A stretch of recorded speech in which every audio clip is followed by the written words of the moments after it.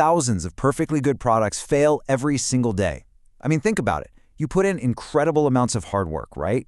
The late nights, the endless planning, only for it to lead to absolutely zero clients. It's just a brutal reality of the business world. And trust me, it happens across every single industry. So, why does this actually happen? Why do perfectly good, high-quality products just completely fail to sell? Well, you have to ask yourself, are you maybe making the single most common conversion mistake in business right now? I'll give you a quick hint. The real reason people aren't buying? It has absolutely nothing to do with your product's quality. Actually, the solution is probably the exact opposite of what you've been taught.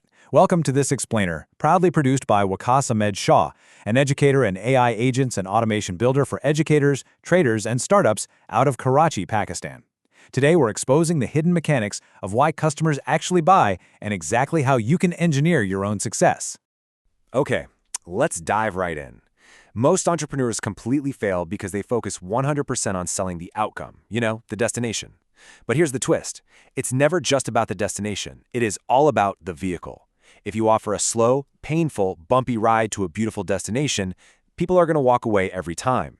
You can't just put your customer on a rusty bicycle. You literally need to put them in a Ferrari. Section 1. Shrinking time and effort. Let's look at the psychology of speed. Think about this. If you offer a fitness program that takes 30 months to show visible results versus one that takes just 30 days, well, 99% of your audience is going to choose the 30-day option, right? This is literally the exact playbook of giants like Amazon and Netflix.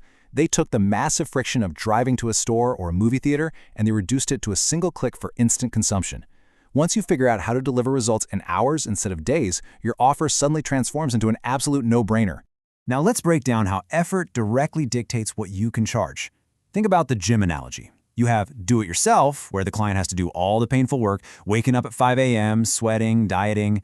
That is super high friction, which makes it a low-cost service. But what about done for you? That is zero friction. Imagine an instant treatment where a client just lies down and literally wakes up with the results. People will happily pay a massive premium for that lack of effort. So the takeaway here, if you eliminate their sacrifice, you completely maximize your worth. Section 2. The infinite gain mindset. The whole paradigm shifts when you realize that business is a battle of will, not intellect. We always kind of assume that the smartest person in the room wins, right? But it's actually a huge paradox. Highly intellectual people frequently just quit when things get difficult. Meanwhile, the relentless executors, the folks who just stubbornly refuse to give up, they're the ones who actually succeed.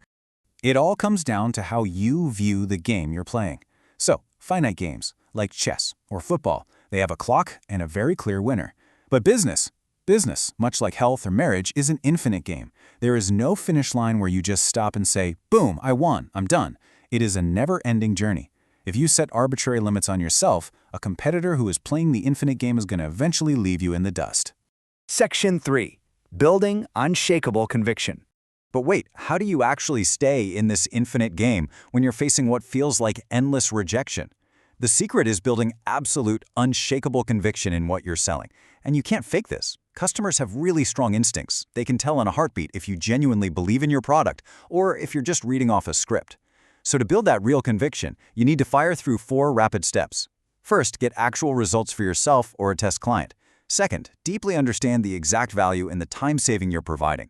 Third, talk directly to your customers to get their raw, unfiltered feedback. And fourth, constantly remind yourself of your why. When your internal belief is rock solid, the customer is just going to inherently trust you. Section 4. The ultimate 100-day rule. All right, let's tie all of this together with the ultimate execution strategy that makes failure almost mathematically impossible.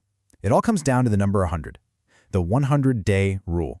Look, whatever your outreach or growth channel is, you have to commit to doing 100 outreaches every single day for 100 days straight. It literally doesn't matter if you reach day 99 and absolutely no one has replied. You wake up and you execute day 100 anyway. Because people look at successful businesses all the time and think, wow, they got so lucky. But here's the truth. Business isn't about luck at all. Success is a probability game. It's pure mathematics. When you play with a high enough volume, you completely defeat bad luck. You literally force the odds to work in your favor. Let me actually prove the math to you using an incredible example from Alex Hormozi. When he was first starting out, he handed out 300 flyers and got 0 clients. Nothing. He thought he was completely failing. But then a mentor told him that flyers only have a 1% conversion rate. I mean, 1% of 300 is just 3 people actually looking at it. But what if you play the volume game and send out 500,000 flyers? A 1% rate means 5,000 people are looking at your offer. At that immense volume, getting 0 leads becomes logically, undeniably impossible. And this just creates such a stark contrast between two types of people. You've got the perfectionist who gets completely paralyzed, stuck planning for months, waiting for the perfect logo or the perfect website before taking a single step. And then on the flip side, you have the executor. The executor just takes rapid, imperfect decisions. They might fail on decision 1, 2, and even 10, but by decision 25, they find the exact path that completely skyrockets their leads. So what does this all mean for you? The final question you have to answer right now is this. Are you going to step out of your comfort zone and execute relentlessly for the next 100 days? Or will you remain a paralyzed perfectionist? Don't let a simple lack of effort stand between you and a high-probability success.